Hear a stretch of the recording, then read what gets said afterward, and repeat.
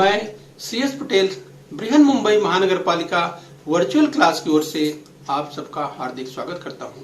बच्चों, वैश्विक महामारी के चलते इस वर्ष पठन पाठन का कार्यक्रम प्रभावित हो रहा है। ऐसे में हमारी बृहन मुंबई महानगर पालिका ने प्रत्येक विद्यार्थी तक ऑनलाइन शिक्षण पहुंचाने की व्यवस्था की है।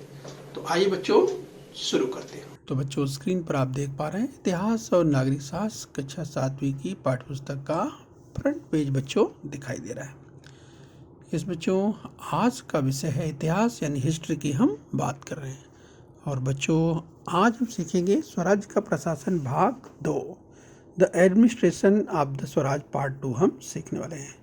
तो बच्चों, स्वराज्य का प्रशासन भाग 1 अगर आपने अभी तक नहीं पढ़ा है तो बच्चों इसी चैनल पर स्वराज्य का प्रशासन भाग 1 उपलब्ध है। उसे पहले आप पढ़ लीजिए, उसके बाद इसे आप पढ़ेंगे तो पाठ को अच्छी तरह से समझ लेंगे। इस बच्चों, तो आज हम सीखने वाले हैं स्वराज्य का प्रशासन भाग 2, the administration of the Swaraj part 2 आज हम सीखने वाले हैं। ओके बच्चों, तो बच्चों जैसा कि हमने कहा छत्रपति शिवाजी महाराज को स्क्रीन पर देख पा रहे हैं इस बच्चों। और उनके अगर बचपन की बात करें तो बचपन की एक इमेज देख पा रहे हैं छत्रपति शिवाजी महाराज की। तो बच्चों जैसा कि हमने कहा हम स्वराज्य का प्रशासन द एडमिनिस्ट्रेशन ऑफ स्वराज की बात कर रहे हैं। बच्चों आपको याद दिलाएं, हम पार्ट 2 यानी स्वराज्य का प्रशासन पार्ट 2 का अध्ययन कर रहे हैं। पार्ट 1 में बच्चों हमने विस्तार से छत्रपति शिवाजी महाराज के अष्ट प्रधान मंडल को देखा था। स्क्रीन पर आप देख पा रहे हैं। थोड़ी सी चर्चा बच्चों यस पार्ट 1 में हमने जो पढ़ा था तो प्रमुख बिंदुओं को एक बार फिर से हम आपको रिवाइज करते हुए पार्ट 2 पर आने वाले हैं। तो चलिए बच्चों, हमने स्वराज्य की स्थापना के संदर्भ में देखा कि छत्रपति शिवाजी महाराज ने स्वराज्य की स्थापना की, स्वयं का राज्याभिषेक करवाया। राइट बच्चों, याद कीजिए यस हमने इसकी चर्चा की थी। छत्रपति शिवाजी महाराज ने ये स्वयं का राज्याभिषेक कराया, इसकी चर्चा हमने की थी। तो ये आपको ध्यान रखना है।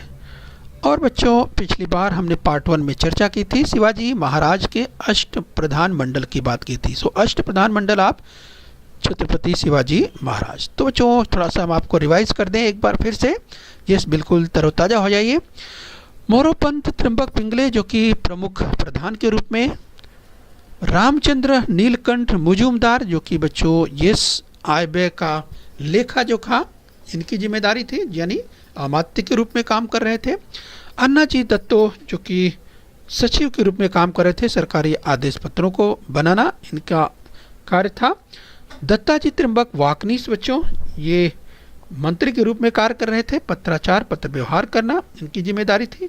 हम्बीराव मोहिते जो कि सेनापति के रूप में थे, सेना प्रबंध राज्य की सुरक्षा व्यवस्था का देखभाल इनको करना था। रामचंद्र त्र्यंबक डबीर इस बच्चों ये सुमंत के रूप में थे, अन्य यानी पर राष्ट्रों से संबंध रखना इनकी जिम्मेदारी थी। और सातवें नीराजी राव जी ये कि न्यायाधीश के रूप में, जस्टिस के रूप में काम कर रहे थे, यानी न्यायाधीश और न्यायदान का कार्य करना। इसके साथ ही पंडित मोरेश्वर पंडित राव जो कि पंडित राव के रूप में काम कर रहे थे, इनका कार्य था धार्मिक कार्य और विधि देखना। इस तरह से छत्रपति शिवाजी महाराज ने स्वराज्य को व्यवस्थित रूप से चलाने के लिए अष्ट प्रधान मंडल की नियुक्ति की थी। इस बच्चों, तो चलिए इसी क्रम में और आगे बढ़ेंगे। तो बच्चों आइए उसी क्रम में हम आज पार्ट 2 की बात करेंगे। सबसे पहले हम देखेंगे बच्चों, हमने कहा कि आज के इस यानी पार्ट 2 की बात करें तो पार्ट 2 में बच्चों इसको पढ़ने के बाद आपका जो ऑब्जेक्टिव है, जो उद्देश्य है, सीख पाएंगे छत्रपति शिवाजी महाराज की सेना व्यवस्था किस तरह की थी। ये बच्चों हम देख पाएंगे छत्रपति शिवाजी महाराज के गुप्तचर विभाग की व्यवस्था किस तरह की थी। छत्रपति शिवाजी महाराज के किलों के संदर्भ में देखेंगे, यानी किलों का जो महत्व था, इंपॉर्टेंस था, वो कितना अधिक था छत्रपति शिवाजी महाराज के लिए। इस उनकी नीति देखेंगे किलों के संदर्भ में। समुद्री किलों का क्या महत्व था और छत्रपति शिवाजी महाराज ने नौसेना को कितना महत्व दिया था उसके बारे में विस्तार से देखने वाले हैं। इस बच्चों, तो चलिए इसी क्रम में हम बात करेंगे सेना व्यवस्था, द मिलिट्री ऑर्गेनाइजेशन की बात करेंगे। छत्रपति शिवाजी महाराज के मिलिट्री ऑर्गेनाइजेशन। बच्चों शिवाजी महाराज ने सेना को 2 भागों में बांटा था, एक थल सेना और दूसरी थी अश्व सेना। यस, तो अगर हम बात करें बच्चों थल सेना की, थल सेना और एक अश्व सेना, थल सेना में हवलदार, जुमलेदार जैसे अधिकारी थे। इस बच्चों अगर थल सेना की बात करें तो थल सेना में हवलदार और जुमलेदार जैसे अधिकारी थे। थल सेना के प्रमुख को सरनोबत कहते थे। थल सेना के प्रमुख को सरनोबत कहते थे और बच्चों सरनोबत थल सेना का सर्वोच्च अधिकारी होता था। यस, इसी तरह से अगर बच्चों बात करें अश्वसेना की, यस, तो अश्वसेना भी दो प्रकार की, जिसमें घोड़सवार यानी दो प्रकार के घोड़सवार थे, एक सिलेदार और दूसरे बारगीर। सिलेदार के पास स्वयं का घोड़ा और शस्त्र होता था बच्चों, और बारगीर को सरकार की ओर से घोड़ा और शस्त्र दिए जाते थे। तो इस तरह से हम बच्चों सेना व्यवस्था की बात करें छत्रपति शिवाजी महाराज की। अश्वसेना में अधिकारियों की श्रेणियां थर्ड सेना की ही बात थी। अश्वसेना का जो सर्वोच्च अधिकारी सरनोबत था, और बच्चों इस नेताजी पालकर, प्रताप राव गुजर, हम्बीराव मोहिते जैसे शिवाजी महाराज की अश्वसेना के कुछ ख्याति प्राप्त सरनोबत थे। राइट, ध्यान रखिए बच्चों, हम ख्याति प्राप्त सरनोबत की बात कर रहे थे। आज बच्चों गुप्तचर विभाग की बात करें, इंटेलिजेंस डिपार्टमेंट यानी छत्रपति शिवाजी महाराज का जो गुप्तचर विभाग था, इंटेलिजेंस डिपार्टमेंट था, वो किस तरह से कार्य करता था। शत्रुओं से स्वराज्य की रक्षा करना आवश्यक था, और बच्चों इसके लिए क्या करना था, इसके लिए शत्रुओं की गतिविधियों की अचूक जानकारी समय पर प्राप्त करनी पड़ती थी। तो बच्चों गुप्तचर विभाग जो इंटेलिजेंस डिपार्टमेंट था, उसका प्रमुख कार्य यही होता था कि जो शत्रुओं की गतिविधियां चल रही है, वो कौन सी गतिविधि, कौन सी चाल चलने वाले हैं, उनकी क्या योजनाएं हैं, यानी शत्रुओं की क्या योजनाएं हैं, इसकी जानकारी प्राप्त करना और छत्रपति शिवाजी महाराज को सौंपने का कार्य ये गुप्तचर विभाग के प्रमुख को जो है उसकी जिम्मेदारी दी गई थी। तो बच्चों उनका गुप्तचर विभाग बहुत कार्यक्षम था। बहिर्जी नाइक उनके गुप्तचर विभाग का प्रमुख था। राइट बच्चों, ध्यान रखिए, तो गुप्तचर विभाग की हमने बात की। बहिर्जी नाइक जो है छत्रपति शिवाजी महाराज के गुप्तचर विभाग के प्रमुख थे। वह अलग अलग स्थानों की जानकारी प्राप्त कर लाते थे, बहुत ही पारंगत थे। सूरत अभियान के पूर्व वहाँ की छोटी छोटी जो जानकारी थी उन्होंने ही जुटाई थी। यानी गुप्तचर विभाग जो है इसके लिए बहुत ही कह सकते हैं सजग बनाया जाता है, बहुत ही जागरूक होता है और बहुत ही बुद्धिमान होता है, जिसे इंटेलिजेंस डिपार्टमेंट में जो ये जिम्मेदारी सौंपी जाती है। तो बहिर्जी नाइक, ध्यान रखिए बच्चों, बहिर्जी नाइक उनके अर्थ छत्रपति शिवाजी महाराज के इस इंटेलिजेंस डिपार्टमेंट यानी गुप्तचर विभाग के प्रमुख थे। तो बच्चों ध्यान रखिए, हम बात कर रहे हैं गुप्तचर विभाग की यानी इंटेलिजेंस डिपार्टमेंट की बात कर रहे थे। देखा आपने बच्चों की इंटेलिजेंस डिपार्टमेंट का यहाँ महत्व बहुत अधिक तब बढ़ जाता है जब शत्रुओं की गतिविधियों की अचूक जानकारी समय पर प्राप्त करनी पड़ती है। इस बच्चों तो इसके लिए गुप्तचर विभाग बनाया गया था। बहिर्जी नाइक, हमने कहा कि बहिर्जी नाइक छत्रपति शिवाजी महाराज के गुप्तचर विभाग के प्रमुख के रूप में कार्य कर रहे थे। यस बच्चों, तो चलिए इसी क्रम में हम और आगे बढ़ेंगे। आइए बच्चों हम बात करेंगे किले की बात करते हैं, यानी फोर्ट्स की बात करते हैं कि छत्रपति शिवाजी महाराज के समय में किलों का कितना इम्पोर्टेंस था, कितना महत्व था, इसके बारे में हम विस्तार से देखने वाले हैं। तो बच्चों मध्यकाल में किलों का असाधारण महत्व था। यस, यदि किला अपने अधिकार में हो तो आसपास के प्रदेश पर ध्यान रखा जा सकता है। आसपास के प्रदेश पर नज़र रखनी है तो किला अपने आधिपत्य में होना जरूरी है। तो बच्चों आक्रमण होने पर किले के आश्रय में प्रजा की रक्षा की जाती है। तो यस, विदेशी आक्रमण होने पर किले के सहारे प्रजा की रक्षा भी की जा सकती है। किले में अनाज, युद्ध के लिए आवश्यक सामग्री, गोला बारूद का संग्रह किया जा सकता है। स्वराज्य के कार्य में निहित किलों का महत्व आदेश पत्र में इस प्रकार बताया गया कि यह राज्य तो पूजनीय ज्येष्ठ स्वर्गवासी स्वामी जी ने गढ़ द्वारा ही निर्माण किया है। यानी बच्चों ध्यान रखना है कि इसका अगर इम्पोर्टेंस देखें कि किस तरह से बताया गया है। यस, तो ये बच्चों आपको ध्यान रखना है। इस बच्चों जब हम गढ़ों की बात कर रहे हैं यानी किलों की बात कर रहे हैं तो किलों का इम्पोर्टेंस जो है आपने देखा कि स्वराज्य में 300 किले थे। छत्रपति शिवाजी महाराज ने इन किलों के निर्माण और मरम्मत में बहुत बड़ा व्यय किया। राजगढ़, प्रतापगढ़, पावनगढ़ जैसे पहाड़ी किलों का निर्माण करवाया और प्रत्येक किले पर किलेदार और शबनीस और कारखानीस ये अधिकारी होते थे। किले पर अनाज के गोदाम और युद्ध सामग्री का प्रबंधन कार्य देखने के लिए एक अधिकारी होता था जिसे कारखानीस कहते थे। राइट, ध्यान रखिए बच्चों, पूछा जा सकता है कि किले पर अनाज और गोदाम और युद्ध सामग्री का प्रबंधन कार्य देखने के लिए एक अधिकारी होता था जिसे कारखानीस कहते थे। तो चलिए बच्चों, अगर हम बात करें दुर्ग के संबंध में यानी किलों के संदर्भ में, फोर्ट्स के संदर्भ में, तो चलिए स्क्रीन पर आप देख पा रहे हैं। इस बच्चों अगर किलों की बात करें तो सिंधुदुर्ग किला। बच्चों हम बात करें अगर समुद्री किलों की बात करें, जलदुर्ग की बात करें, तो छत्रपति शिवाजी महाराज समुद्री किलों के महत्व से भली भांति परिचित थे।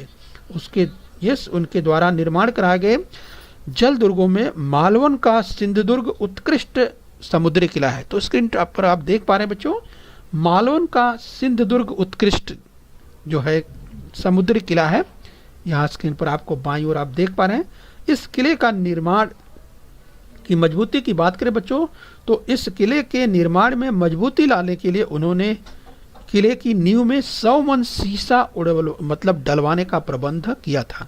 यानी बच्चों आप सोचिए, इतना मजबूत बनाया था कि उसकी नींव में, यानी सिंधुदुर्ग किले को बनाने के लिए इसकी नींव में 100 मन सीसा जो है इस बच्चों उसका प्रबंध किया था। आप सोच सकते हैं बच्चों, सिद्धि पर दबाव बनाने के लिए उन्होंने राजापुरी के सामने पद्मदुर्ग नामक समुद्री किले का निर्माण कराया था। अगर हम बच्चों बात कर रहे हैं किलों का, तो ये स्क्रीन पर आप देख पा रहे हैं सिंधुदुर्ग फोर्ट, जो स्क्रीन पर आप देख पा रहे हैं सिंधुदुर्ग किला।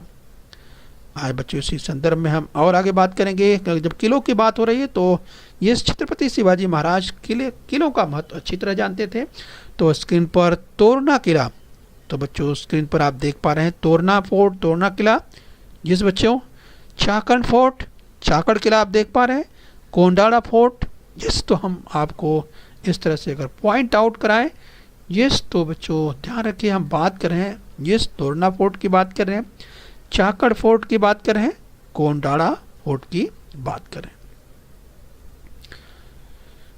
आइए बच्चों इसी संदर्भ में हम किलों का अध्ययन कर रहे हैं। छत्रपति शिवाजी महाराज किलों का महत्व अच्छी तरह जा रहे थे और जिस पद्मदुर्ग की बात कर रहे थे, सिद्धि पर दबाव बनाए रखने के लिए उन्होंने राजापुरी के सामने पद्मदुर्ग नामक समुद्री किले का निर्माण छत्रपति शिवाजी महाराज ने कराया था।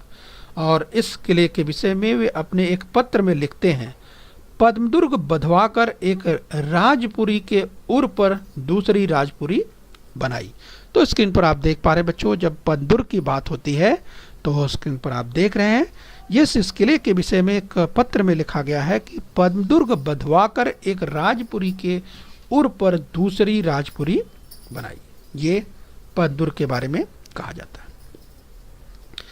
आइए बच्चों इसी क्रम में और आगे बढ़ लेते हैं। तो बच्चों अब तक हमने छत्रपति शिवाजी महाराज की सेना की व्यवस्था देखी, गुप्तचर विभाग के बारे में देखा, किलों के बारे में देखा। हम किलों के बारे में और अध्ययन कर रहे हैं, जैसे जल दुर्ग की बात कर रहे हैं, समुद्री किलों की बात कर रहे हैं। अब बच्चों इसी संदर्भ में कुछ और किलों की अगर बात करें, जैसे थाने फोर्ट है, थाने किला आप देख पा रहे हैं, कल्याण किला, कल्याण फोर्ट आप देख पा रहे हैं, भिवंडी फोर्ट, भिवंडी किला आप देख पा रहे हैं। तो स्क्रीन पर इस तरह से थाने फोर्ट, कल्याण फोर्ट और भिवंडी फोर्ट आप स्क्रीन पर देख पा रहे हैं। आइए बच्चों इसी संदर्भ में और बच्चों अब हम बात करेंगे नेवी की, यानी नौसेना की बात करेंगे।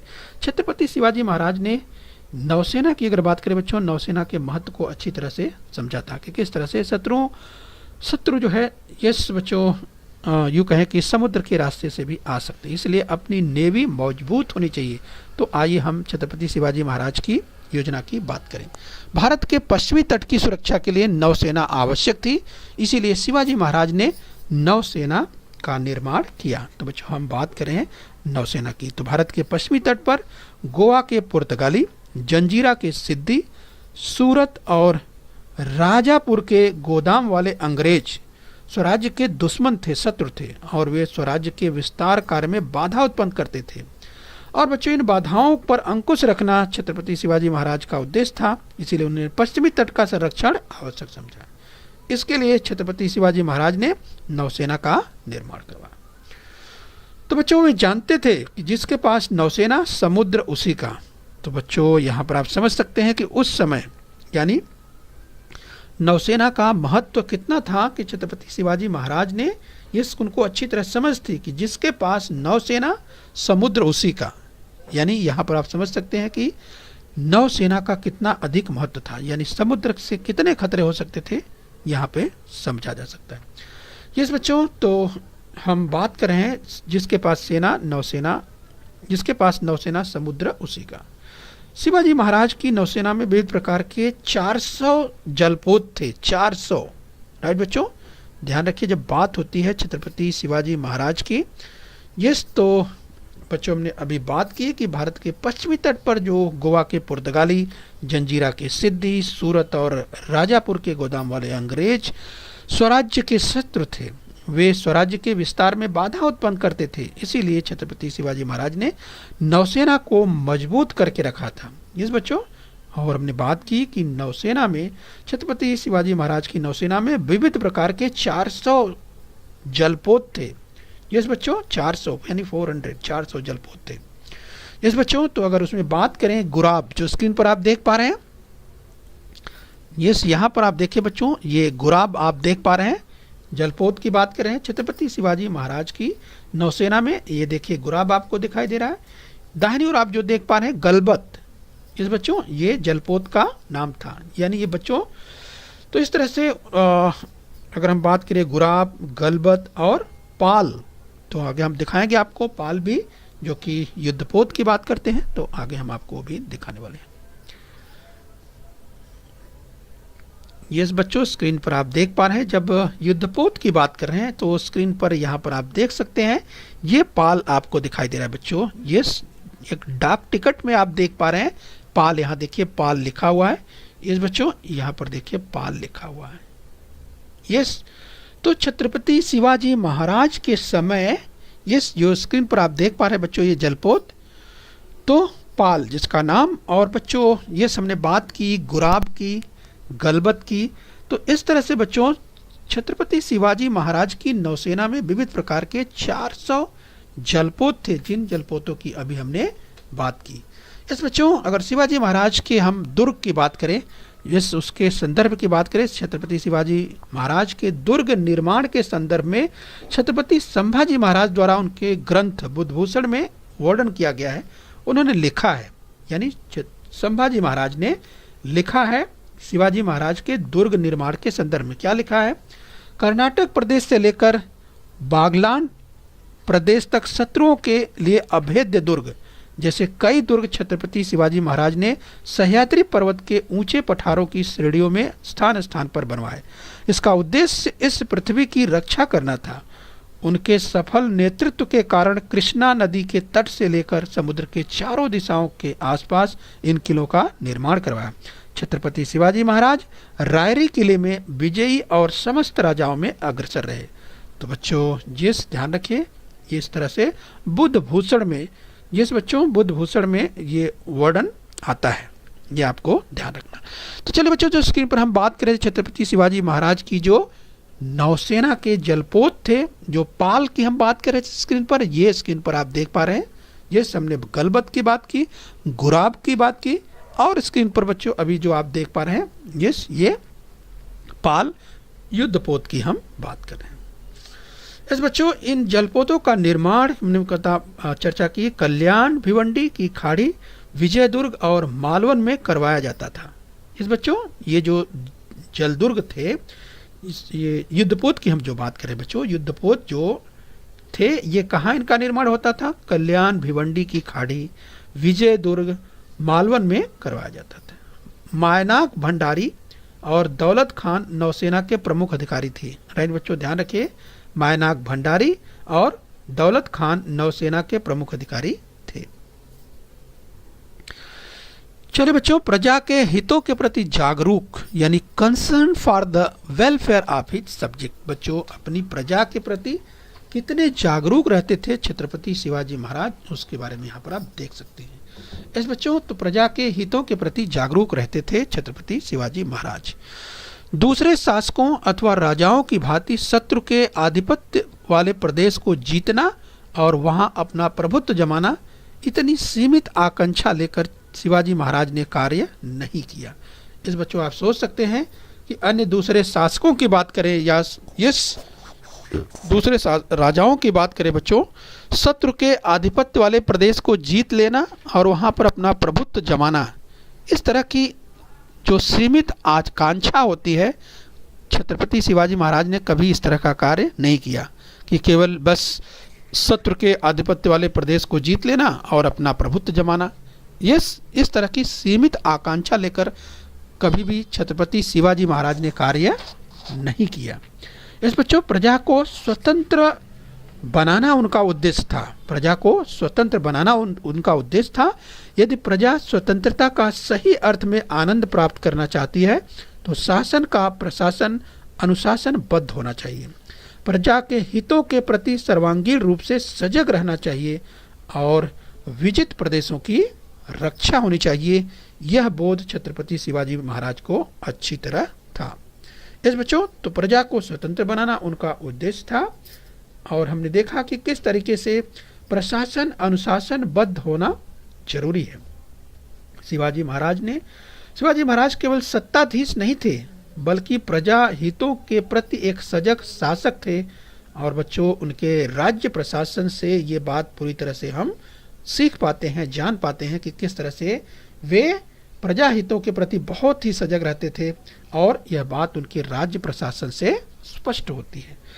तो बच्चों, इस तरह से हमने आज छत्रपति शिवाजी महाराज की सेना संबंधी जो सेना व्यवस्था थी उसे हमने देखा।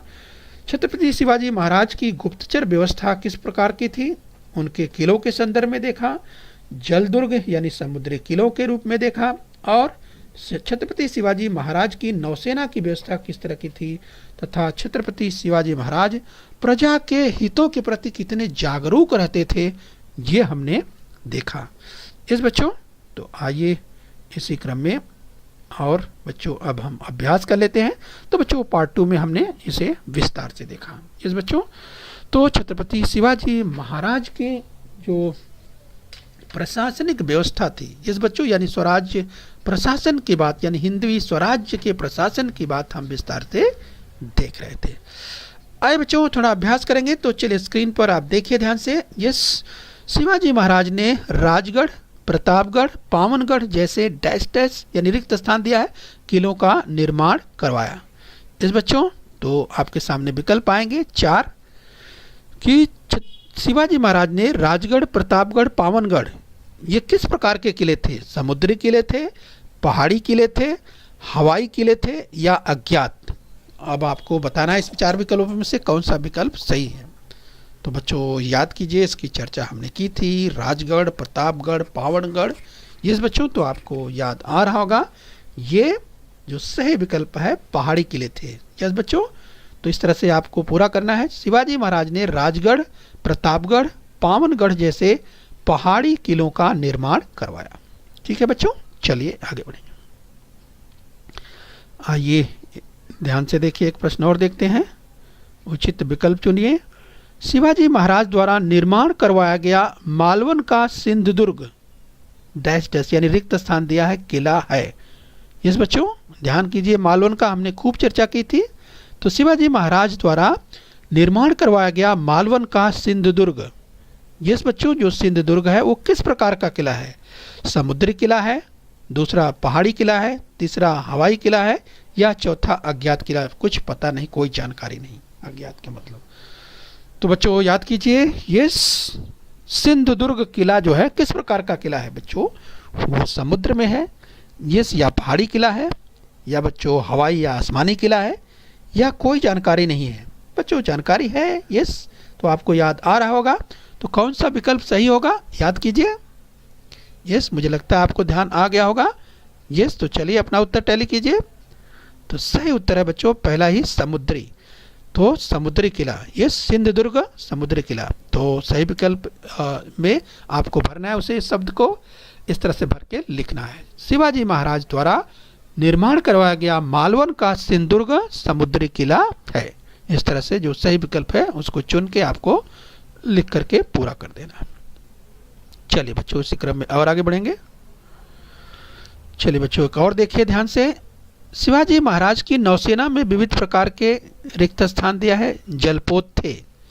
इस बच्चों अब याद कीजिए कितने जलपोत थे, इसकी चर्चा हमने की थी। यस बच्चों, 14 जलपोत थे, 24 जलपोत थे, 400 जलपोत थे या 144? बच्चों याद कीजिए, शिवाजी महाराज की नौसेना में विभिन्न प्रकार के जलपोत की बात कर रहे हैं। जलपोत, यस बच्चों, जलपोत यानी जलयान।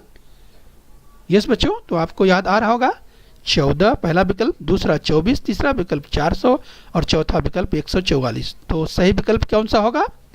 यस, आपको याद आ गया होगा, हमने इसकी चर्चा की थी। यस बच्चों, सही विकल्प है तीसरा यानी 400।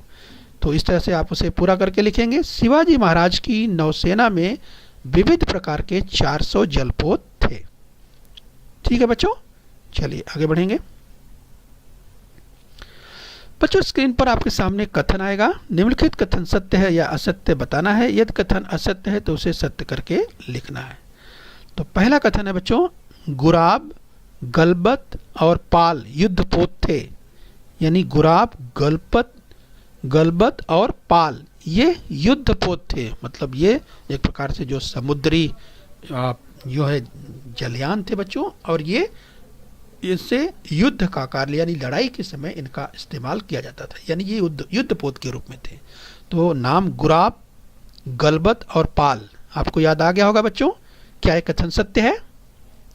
तो चलिए अपना उत्तर टैली कीजिए। यस, ये कथन बिल्कुल सत्य है। गुराब, गलबत और पाल ये युद्धपोत थे। पूछा जा सकता है परीक्षा में, याद करके बच्चों। चलिए बच्चों एक कथन और देख लेते हैं। तो ध्यान से देखिए, कथन सत्य है या असत्य, आपके सामने स्क्रीन पर ये कथन है। दूसरा, बहिर्जी नाइक उनके गुप्तचर विभाग का प्रमुख था, यानी छत्रपति शिवाजी महाराज के। तो बहिर्जी नाइक छत्रपति शिवाजी महाराज के विभाग का प्रमुख था। इस बच्चों, तो क्या ये कथन सत्य है?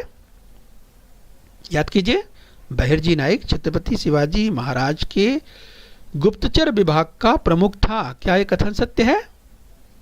ये आपको याद आ गया होगा बच्चों, बिल्कुल सही, ये कथन सत्य है। चलिए बच्चों एक कथन और देखिए ध्यान से स्क्रीन पर। किले पर अनाज के गोदाम और युद्ध सामग्री का प्रबंध कार्य देखने के लिए एक अधिकारी होता था जिसे हवलदार कहते थे। क्या ये कथन सत्य है बच्चों? किले पर अनाज के गोदाम और युद्ध सामग्री का प्रबंध कार्य देखने के लिए एक अधिकारी होता था जिसे हवलदार कहते थे। तो क्या हवलदार कहते थे? आपको याद आ रहा है? तो चलिए, मुझे लगता है आपको याद आ गया होगा। ये कथन असत्य है। तो बच्चों अगर कथन असत्य है तो इसको सत्य करके लिखना है। तो सत्य करके किस तरह से लिखेंगे बच्चों? किले पर अनाज के गोदाम और युद्ध सामग्री का प्रबंध कार्य देखने के लिए एक अधिकारी होता था जिसे कारखानीस कहते थे।